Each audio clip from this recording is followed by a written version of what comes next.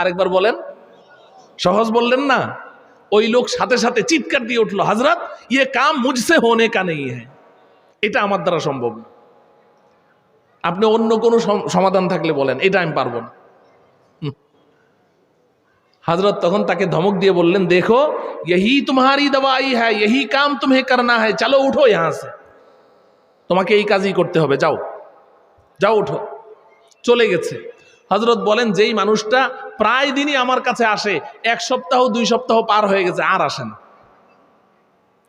তো পরে আমি নিজেই তাকে ফোন লাগালাম, ফোন দিয়ে বললাম, क्या बात है, वो काम क्या है, কি খবর, কাজটা করেছো?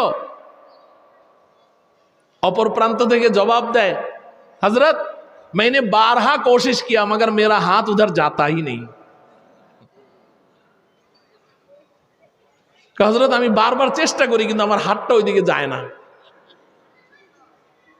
আপনি চিন্তা করেন, একটা ছোট আমল, একটা সহজ আমল না করতে করতে আর দূরত্ব সৃষ্টি হতে হতে কোন পর্যায়ে চলে গেছে, আর হাত ওইদিকে যায় না।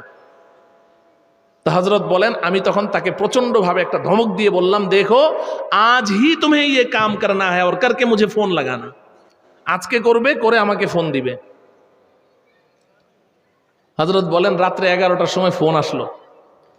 রাত 11টায় ফোন করে বড় উচ্ছ্বাসের সাথে বলছে, হযরত আলহামদুলিল্লাহ मैंने वो काम कर लिया,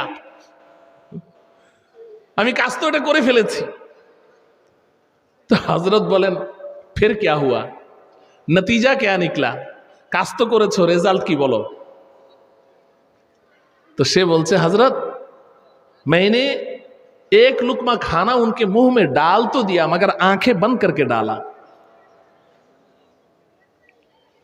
যে আমি একটা লোকমা খাবার তো তার মুখে দিয়েছি, তবে চোখ বন্ধ করে, শরমে মরে যায়, যে চোখ বন্ধ করে।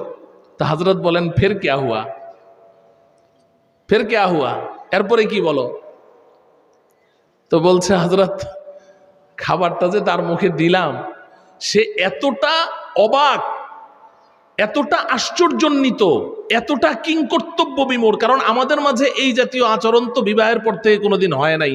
আর যেখানে প্রতিদিন ঢিসিম ঢিসিম, সেখানে এখন আমি তার মুখে খাবার দিচ্ছি, সে এত অবাক। আমি চোখটা খুলে তার দিকে তাকায় দেখি যে সে খাবারটা গিলেও না, চাবায়ও না, এরকম হা এভাবে বসে আছে, খাবারটা খাচ্ছে না, গিলছে না।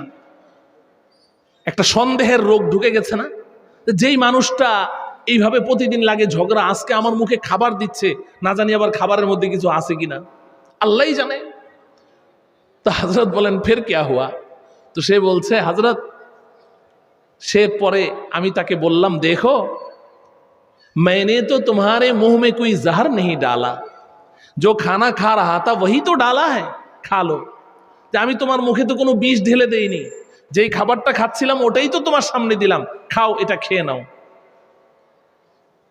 তো খানাটা খেয়ে সে বলছে, হযরত এরপরে আমার বিবি আমাকে একটা কথা বলেছে, কিন্তু কথাটা বলতে আমার খুব শরম লাগছে।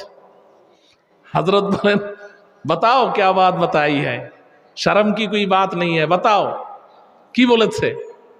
হযরত খানাটা খাওয়ার পরে সে আমাকে বলে, तुम्हें किसने इंसान बनाया, तुम्हारे মানুষ বানাইলো কে? আল্লাহ, দেখেন তো কত মারাত্মক। ঔষধে কাজ হয়েছে কি হয় নাই? হ্যাঁ হ্যাঁ। এই জন্য রসুলের সুন্নাহ, এখন আমি যদি এখন রসুলের এই পারিবারিক সুন্নাহ নিয়ে আলোচনা করতে চাই, আমার আলোচ্য বিষয় থেকে আমি সরে যাব। আমার অন্য একটা কথা বলা উদ্দেশ্য। আল্লাহ রব্বুল আলামিন নবীজির জীবনের সমস্ত সুন্নাহগুলো আমাদেরকে ইখলাসের সাথে, মুহাব্বতের সাথে এগুলোর উপর আমল করার তৌফিক দান করুন। রসুলের সুন্নাহর উপরে আমল করলে খালি আখিরাতে ফায়দা না, দুনিয়াতেও ফায়দা।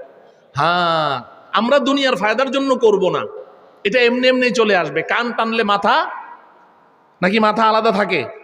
কানটা ধরে টান মানলে মাথা দূরে থাকে, কানটা হাতে চলে আসে না। আমরা আমাদের আল্লাহর জন্য করব, আল্লাহকে খুশি করার জন্য, পরকালের জন্য। দুনিয়া এমনিই চলে আসবে, এটা আল্লাহর ওয়াদা। মুহতারাম হাজিরিন, তো আমি বলছিলাম ইমানের কথা। ইমানের কথা মনে আছে তো? আল্লাহ রব্বুল আলামিন আমাদের